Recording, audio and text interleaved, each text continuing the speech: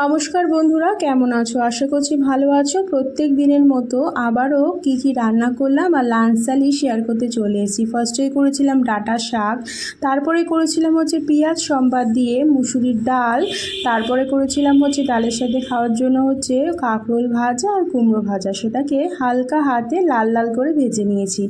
আর আজকে Sunday special, তাই একটুখানি করেছিলাম মাটনের ঝোল। তার জন্য পেঁয়াজ রসুন আদা ভালো মতো করে কষিয়ে নেওয়ার পর আগে থেকে ধুয়ে রাখা তার মধ্যে মশলা দিয়ে মাখিয়ে রেখেছিলাম ম্যারিনেশন করে ঘন্টাখানিক আগে। তার মধ্যে দিয়েছি নুন, হলুদ, জিরে গুঁড়ো, ধনে গুঁড়ো, লঙ্কার গুঁড়ো, তারপরে তেজপাতা, সরষের তেল দিয়ে মাখিয়ে রেখেছিলাম। সেই মাটনটাকে দিয়ে ভালো মতো করে মশলার সাথে কষিয়ে নেওয়ার পর যখন মাটন ভালো মতো করে সিদ্ধ হয়ে গেছে, আগে থেকে ভেজে রাখা আলুটাকে দিয়ে মাটনের বাটির মধ্যে জল দিয়ে গরম জল ফুটিয়ে নিয়েছিলাম। সেই জলটাকে দিয়ে ঝোলটা ফুটে গেলে কম আছে আধা ঘন্টা ঝোলটাকে মাটন আলু সিদ্ধ করে নিয়ে গরম মশলা দিয়ে নামিয়ে নিয়েছি।